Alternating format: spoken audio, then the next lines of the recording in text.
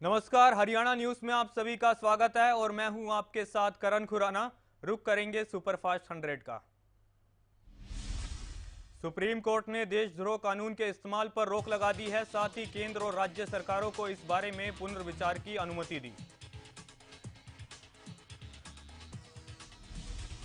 देश में फिलहाल के लिए देशद्रोह कानून के तहत कोई नया मामला दर्ज नहीं होगा। कोर्ट ने इस कानून के तहत दर्ज पुराने मामलों में भी कार्रवाई पर रोक लगा दी है।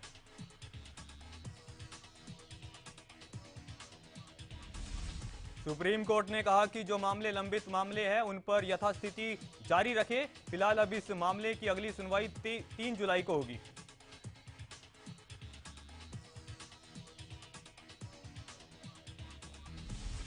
गृह मंत्री अमित शाह ने राजधानी दिल्ली में पीएम मोदी के जीवन पर लिखी गई किताब का विमोचन किया। इस मौके पर अमित शाह ने प्रधानमंत्री मोदी की जमकर तारीफ की।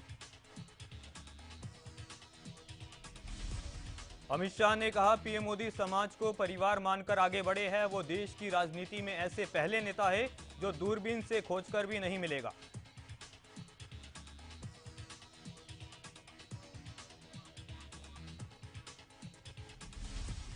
अमित शाह ने कहा, पीएम मोदी के ये 30 साल संगठन के अंदर गुजरे हैं। संगठन के कार्यकर्ताओं के नाते छोटे से गांव में भी मैंने पीएम मोदी को खाना खाते देखा है।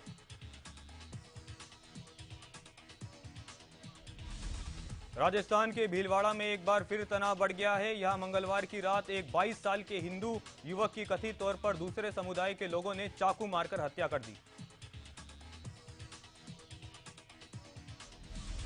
घटना के बाद लोगों में नाराजगी फैल गई। बीजेपी और विश्व हिंदू परिषद और हिंदू जागरण मंच ने बुधवार को भीलवाड़ा में बंद का ऐलान किया। वहीं प्रशासन ने 24 घंटे के लिए इंटरनेट सेवाएं बंद कर दी।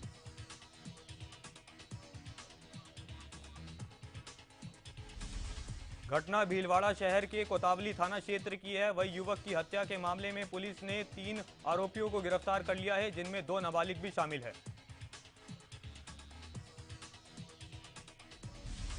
पंजाब के मोहाली ब्लास्ट में अब पाकिस्तानी कनेक्शन सामने आया है। बताया जा रहा है कि विस्फोट के लिए इस्तेमाल किया गया आरपीजी पड़ोसी देश में बना था। मोहाली ब्लास्ट के सुराग तलाशने में एनआईए की टीम जुट गई है। दिल्ली पुलिस की स्पेशल टीम भी जांच में सहयोग कर रही है। साथ ही सुरक्षा एजेंसियां मोहाली की साजिश के तार ढूंढने में लगी हुई है। मोहाली ब्लास्ट के बाद सुरक्षा एजेंसियों ने पूरे पंजाब के लिए रेड अलर्ट जारी कर दिया है। साथ ही शहर दर शहर चेकिंग की जा रही है। धमाके के आरोप में अब तक 3 लोगों को हिरासत में लिया जा चुका है। रामपुर से सपा विधायक आजम खान की जमानत पर बुधवार को सुप्रीम कोर्ट में सुनवाई टल गई। कोर्ट ने आजम की जमानत को लेकर यूपी सरकार पर सख्त टिप्पणी भी की। सुप्रीम कोर्ट ने यूपी सरकार से सवाल पूछते हुए कहा कि एक मामले में जमानत मिली तो दूसरा नया केस कैसे दर्ज हो गया। फिलहाल अब इस मामले में अगले मंगलवार को सुनवाई होगी।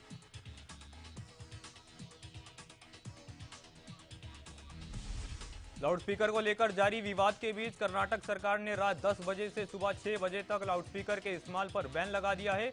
इसके लिए सरकार की ओर से एक सर्कुलर भी जारी किया गया।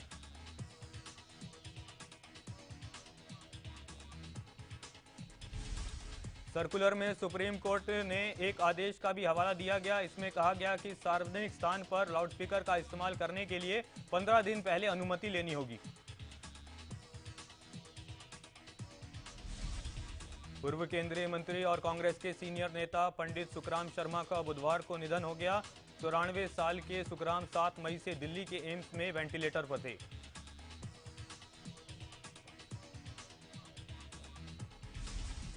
पंडित सुखराम शर्मा को 4 मई को ब्रेन स्ट्रोक हुआ था। फिर उनको मंडी के एक हॉस्पिटल में भर्ती कराया गया था, जिसके बाद उन्हें एयरलिफ्ट करके दिल्ली एम्स में लाया गया था। सुखराम शर्मा 1993 से 1966 के बीच केंद्रीय राज्य मंत्री और संचार मंत्री रहे हैं। वो मंडी से लोकसभा सांसद भी थे। अपने राजनीतिक जीवन में सुखराम 5 बार विधायक और 3 बार लोकसभा चुनाव जीते।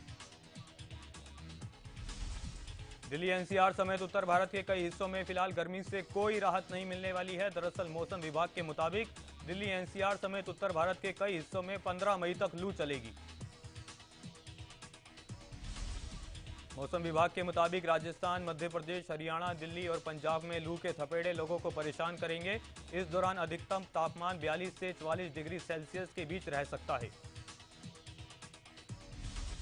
रूस और यूक्रेन के बीच चल रही जंग अभी भी जारी है। युद्ध में यूक्रेन के कई शहर खंडर में तब्दील हो चुके हैं, लेकिन बावजूद इसके दोनों में से कोई भी देश झुकने को तैयार नहीं है। अमेरिकी इंटेलिजेंस चीफ ने दावा किया कि रूस के राष्ट्रपति पुतिन परमाणु हथियारों का इस्तेमाल तभी करेंगे जब रूस के सामने अस्तित्व के लिए खतरा मंडरा रहा होगा।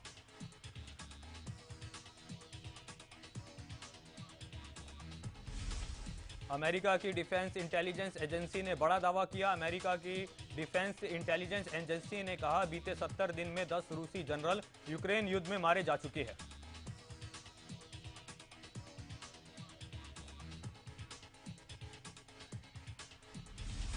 अमेरिका ने यूक्रेन की मदद और तेज कर दी है। सैन्य सहायता के साथ साथ अमेरिका के राष्ट्रपति जो बाइडेन ने यूक्रेन को 40 अरब डॉलर की मदद देने वाले प्रस्ताव को मंजूरी दे दी है।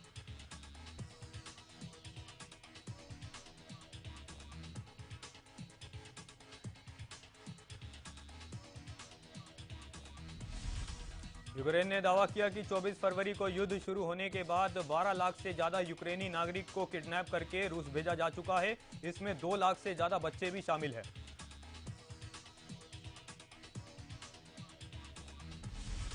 जर्मनी और फ्रांस ने यूक्रेन में तुरंत युद्ध विराम की अपील की। दोनों देशों ने कहा, अगर युद्ध रोकना है तो बातचीत करनी पड़ेगी।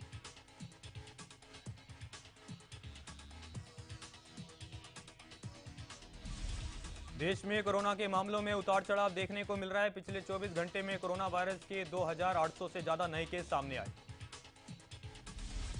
कोरोना संक्रमण से बीते दिन 54 लोगों की मौत हुई, जबकि 2986 लोग ठीक भी हुए। कोरोना संक्रमण के नए मामलों की पुष्टि के बाद देश में अब कुल 20,000 से ज्यादा एक्टिव केस है।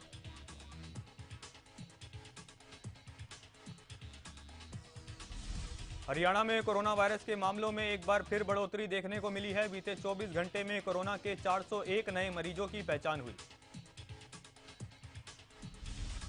हरियाणा में कोरोना के नए मामलों में सबसे ज्यादा 288 केस साइबर सिटी गुरुग्राम में देखने को मिले।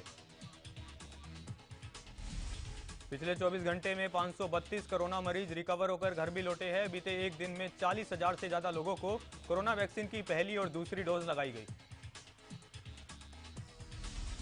आजादी की पहली लड़ाई की 165वीं वर्षगांठ के मौके पर दास्ताए रोनात नाटक का आयोजन अंबाला में किया गया, जिसमें प्रदेश के गृह मंत्री अनिल विज ने शिरकत की। दोस्तानाए रानात नाटक मंचन को देखकर गृह मंत्री अनिल विज भावुक हो गए। उन्होंने कहा कि ये नाटक देखकर पता चलता है कि देश को आजाद करवाने में हिंदुस्तान के लोगों को कितनी कुर्बानियां देनी पड़ी।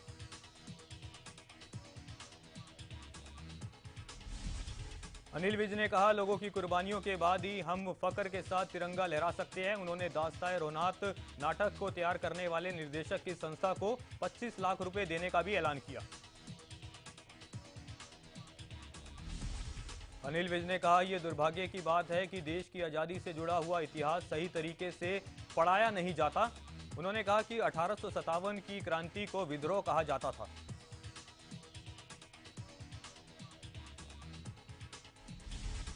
बीजेपी प्रदेश अध्यक्ष ओपी धनखड़ ने कांग्रेस पर जमकर निशाना साधा। ओपी धनखड़ ने कांग्रेस में 4 कार्यकारी अध्यक्ष बनाए जाने पर कहा कि इस तरह 4 कार्यकारी अध्यक्ष गुटिये पार्टी में बनाए जाते हैं। ओपी धनखड़ ने कहा, कांग्रेस हरियाणा में ही नहीं पूरे देश में कमजोर हो चुकी है। वहीं पूर्व सीएम हुड्डा को भी घेरते हुए ओपी धनखड़ ने उन्हें कमजोर मुख्यमंत्री बता दिया। हरियाणा के पूर्व कैबिनेट मंत्री विपुल गोयल ने फरीदाबाद की श्री हरिभोग रसोई का निरीक्षण किया। इस मौके पर श्री हरिभोग रसोई के सदस्यों ने विपुल गोयल को पटका पहनाकर उनका स्वागत किया।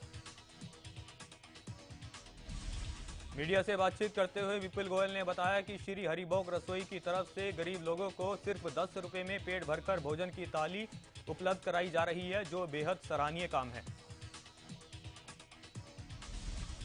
विपुल गोयल ने लोगों से अपील करते हुए कहा कि नेक कार्यों में समाज के और लोगों को भी अपना सहयोग देना चाहिए। विपुल गोयल ने हरिभोग रसोई के संचालक पर और आयोजकों को बधाई भी दी।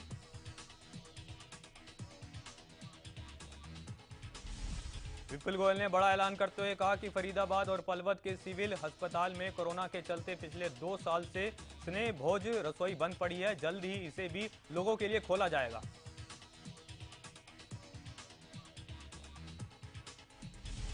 सोनीपत में स्वास्थ्य विभाग के अंतर्गत 4000 टीबी के मरीज हर साल पहुंचते हैं और सभी मरीजों का इलाज प्रॉपर तरीके से करने में स्वास्थ्य विभाग सफल साबित हुआ है।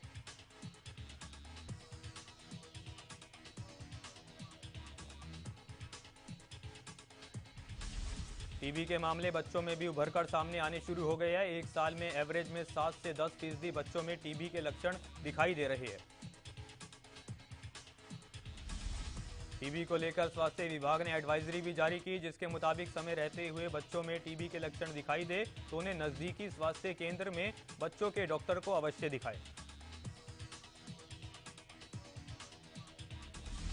सिविल हॉस्पिटल के डिप्टी सीएमओ ने बताया, बच्चों में टीबी की संभावना ज्यादा होती है क्योंकि बच्चों में इम्यूनिटी पावर कम होती है।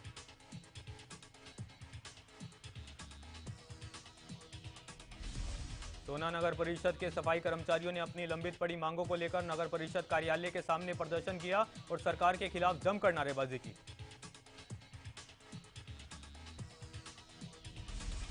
प्रदर्शन कर रहे सफाई कर्मचारियों ने सरकार से मांग करते हुए कहा कि कच्चे कर्मचारियों को पक्का किया जाए और ठेकेदारी प्रथा और कौशल विभाग को बंद किया जाए। कर्मचारियों ने सरकार को चेतावनी देते हुए कहा कि अगर सरकार उनकी मांगों को नहीं मानती तो सफाई कर्मचारी अनिश्चितकालीन हड़ताल पर बैठ जाएंगे। सांप्रदायिक दंगे और क्राइम की संभावना को देखते हुए सोनीपत पुलिस और आरएएफ की टीम ने फ्लैग मार्च निकाला। इसके तहत पुलिस और आरएएफ की टीम ने मिलकर अलग अलग थाना क्षेत्र के बारे में बारीकी से जानकारी ली। आरएएफ के अधिकारी ब्रिजमोहन ने बताया कि आपदा के समय जल्दी से जल्दी पहुंचना होता है, जिसके लिए रास्तों के बारे में जानकारी होना बेहद जरूरी है, इसलिए ये फ्लैग मार्च निकाला गया।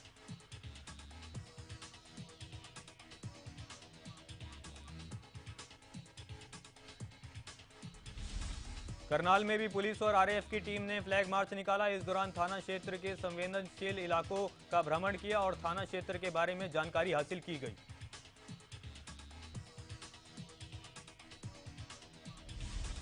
हरियाणा में पशुओं के लिए सूखे चारे की कमी की समस्या अब गहराती जा रही है। कई जिलों में सूखा चारा यानी तूड़ी की किल्लत देखने को मिल रही है।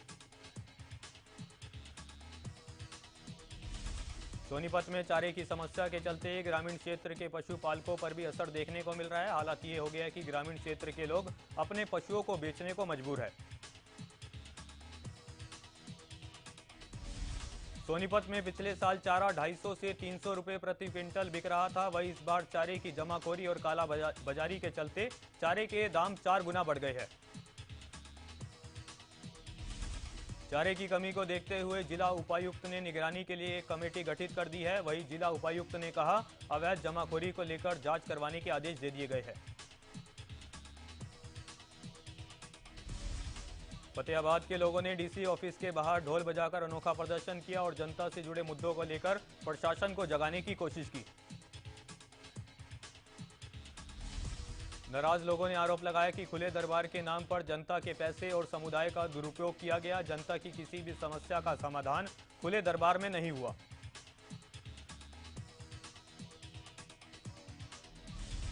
लोगों ने चेतावनी देते हुए कहा कि जब तक प्रशासन जन समस्याओं और शिकायतों को लेकर जवाब नहीं देगा, तब तक ऐसे ही प्रदर्शन होते रहेंगे।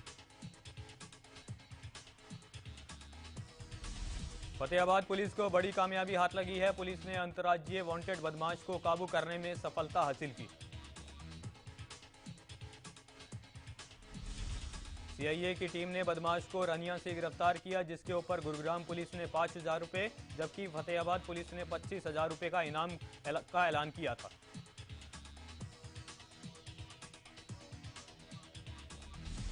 रादौर के एक ढाबा संचालक से फिरौती मांगने के मामले में पुलिस की स्पेशल टीम आरोपी को पकड़ने के लिए गांव अलाहर पहुंची। इस दौरान रास्ते में ही आरोपी का टीम के साथ आमना सामना हो गया। पुलिस को देख आरोपी खेत के रास्ते ही भागने लगा, लेकिन कार खेत में धंस गई, जिसके बाद आरोपी अपनी गाड़ी छोड़कर पुलिस को चकमा देकर फरार हो गया। मामले की सूचना मिलते ही डीएसपी रजत गुलिया, सीआईए 1 और सीआईए 2 की टीम मौके पर पहुंची, जिसके बाद टीम ने फरार आरोपी की गाड़ी को कब्जे में लिया। फिलहाल पुलिस आरोपी की तलाश में जुट गई है।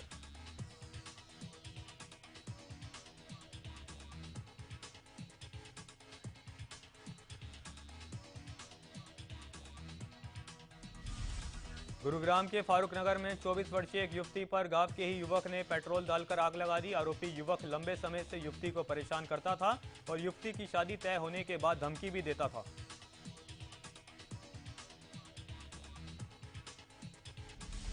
युवती की शादी 11 मई को होनी थी। आग लगने से युवती की हालत गंभीर है। उपचार के लिए उसे दिल्ली के सफदरजंग में दाखिल कराया गया, जहां युवती जिंदगी की लड़ाई लड़ रही है।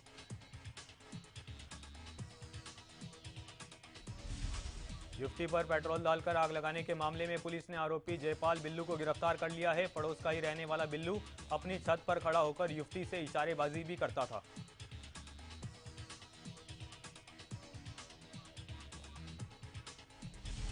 कैथल में 3 वाहनों में ठूस कर लेकर जा रहे पशुओं को पशु कल्याण बोर्ड अधिकारी ने पुलिस की मदद से मुक्त करवाया। पुलिस ने तीनों गाड़ियों में सवार लोगों के खिलाफ केस दर्ज कर लिया है। पुलिस को दी गई शिकायत में जीव जंतु कल्याण बोर्ड के मानव व पशु कल्याण अधिकारी ने कहा, जब वो बरावल में से पानीपत जा रही थी तो उसने एक गाड़ी में भेड़ और बकरियां भरी हुई देखी।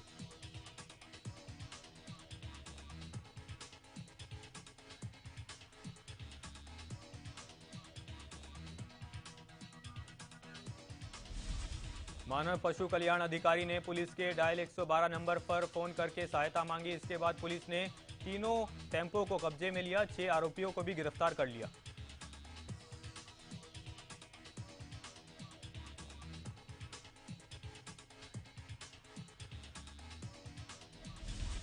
पानीपत जिले में 4 साल की मासूम बच्ची से दुष्कर्म करने वाले आरोपी को पुलिस ने गिरफ्तार कर लिया है। पुलिस ने गुप्त सूचना के आधार पर दबिश देकर समालका बस अड्डे के पास से आरोपी को गिरफ्तार किया।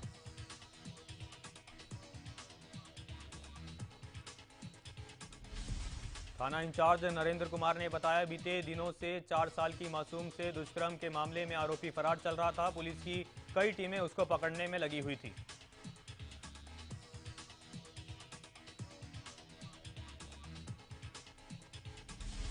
आरोपी की उम्र 35 साल है और वो 4 बच्चों का पिता भी है। फिलहाल पुलिस ने गिरफ्तार आरोपी जितेंद्र को कोर्ट में पेश कर 1 दिन की रिमांड पर ले लिया है।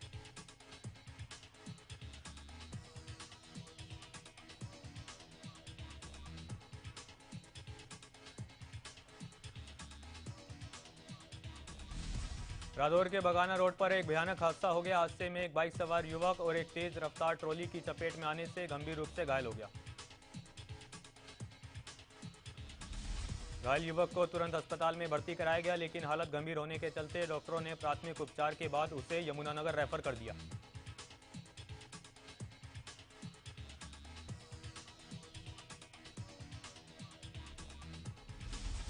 घायल युवक के पड़ोसी ने बताया, चमकीला सुबह काम के सिलसिले में अपनी बाइक पर बकाना रोड से गुजर रहा था, तभी तेज रफ्तार ट्रॉली ने उसे टक्कर मारकर घायल कर दिया।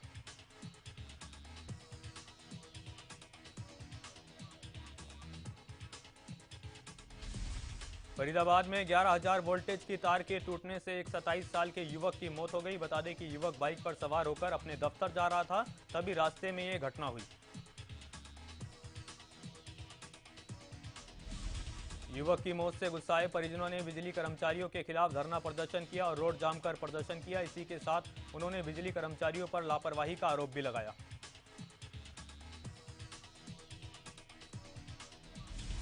सूचना मिलते ही पुलिस मौके पर पहुंची, लेकिन ग्रामीणों ने पुलिस को मौके से शव उठाने नहीं दिया। ग्रामीणों ने कहा, पिछले 3 से 4 दिन से तार पार्किंग हो रही थी।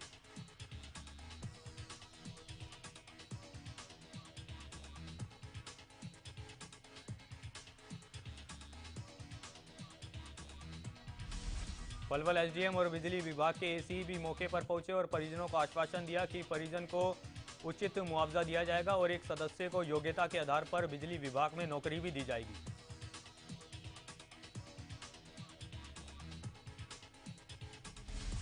करनाल जिले के नमस्ते चौक के पास लगे एसबीआई बैंक की एटीएम मशीन को बदमाश उखाड़ कर ले गए। बदमाशों ने वारदात से पहले सीसीटीवी कैमरों की डायरेक्शन को चेंज कर दिया।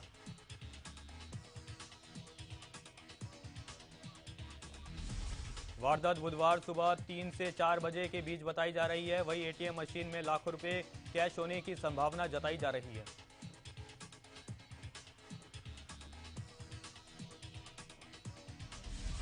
वारदात की जानकारी सुबह बैंक कर्मियों को ड्यूटी पर आने के बाद लगी। इसके बाद आला अधिकारियों ने पुलिस को सूचना दी। जानकारी मिलते ही पुलिस मौके पर पहुंची और जांच पड़ताल शुरू की।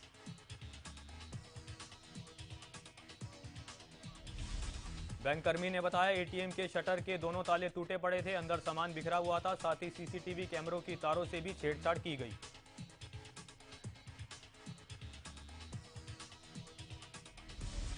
आईपीएल में मंगलवार को गुजरात टाइटंस और लखनऊ सुपर जायंट्स के बीच मुकाबला खेला गया, जिसमें गुजरात ने लखनऊ को 62 रन से हराकर मैच जीत लिया। लखनऊ के खिलाफ जीत के साथ ही गुजरात टाइटंस आईपीएल 2022 में प्लेऑफ में पहुंचने वाली पहली टीम बन गई है। अपने मैच जीतकर ही गुजरात टाइटंस ने कमाल किया और इतिहास रच दिया। सचिन तेंदुलकर के बेटे अर्जुन तेंदुलकर की नई वीडियो सामने आई है, जिसमें अर्जुन तेंदुलकर कुकिंग करते हुए नजर आए। बता दें, मुंबई ने इस बार अर्जुन तेंदुलकर को 30 लाख रुपए में अपने साथ जोड़ा था।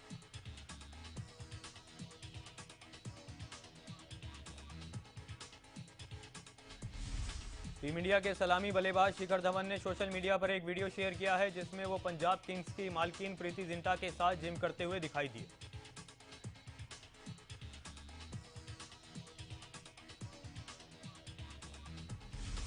टीम इंडिया की टेस्ट टीम से बाहर चल रहे चेतेश्वर पुजारा इन दिनों इंग्लैंड में काउंटी क्रिकेट में धमाल मचा रहे हैं। चेतेश्वर पुजारा ने अपने 4 मैचों में 4 शतक जड़ दिए, जिनमें 2 डबल सेंचुरी भी शामिल है।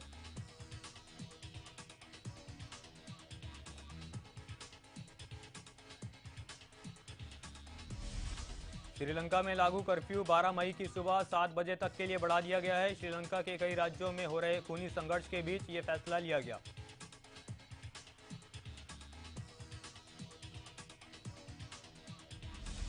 आर्थिक संकट से जूझ रहे श्रीलंका में गृह युद्ध के हालात बन चुके हैं। लोगों का प्रदर्शन बुरी तरह से उग्र हो चुका है। प्रदर्शनकारियों ने प्रधानमंत्री के सरकारी आवास को घेरकर उसमें कई पेट्रोल बम भी फेंके।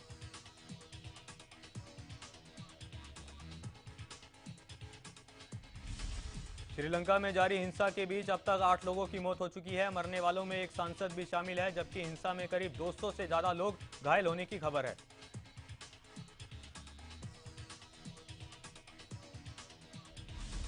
ट्विटर के मालिक एलन मस्क ने अमेरिका के पूर्व राष्ट्रपति डोनाल्ड ट्रंप को लेकर बड़ा ऐलान किया। एलन मस्क ने कहा कि वो ट्रंप के ट्विटर अकाउंट से बैन हटा देंगे।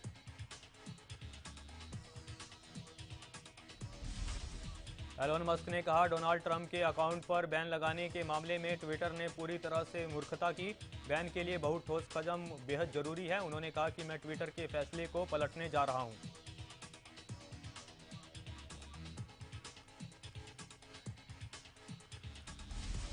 माइक्रोसॉफ्ट के को फाउंडर और दुनिया के सबसे अमीर लोगों में शुमार बिल गेट्स कोरोना से संक्रमित पाए गए। इस बात की जानकारी उन्होंने खुद सोशल मीडिया पर दी। हालांकि बिल गेट्स में कोरोना के हल्के लक्षण हैं। फिल्म केजीएफ 2 देखने के बाद एक्टर रणवीर सिंह ने यश की एक्टिंग की तारीफ की। रणवीर सिंह ने कहा, फिल्म देखने के बाद उनके होश उड़ गए और उन्होंने फिल्म के बाद हुटिंग भी की।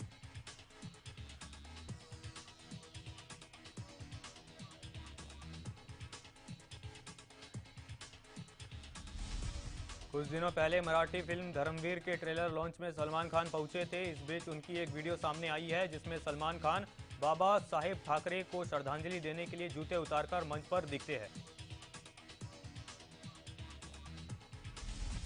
फिल्म एक विलन रिटर्न्स की नई रिलीज डेट सामने आ गई है। ये फिल्म अब 29 जुलाई को रिलीज होगी, जिसकी जानकारी खुद फिल्म के लीड एक्टर जॉन अब्राहम ने दी।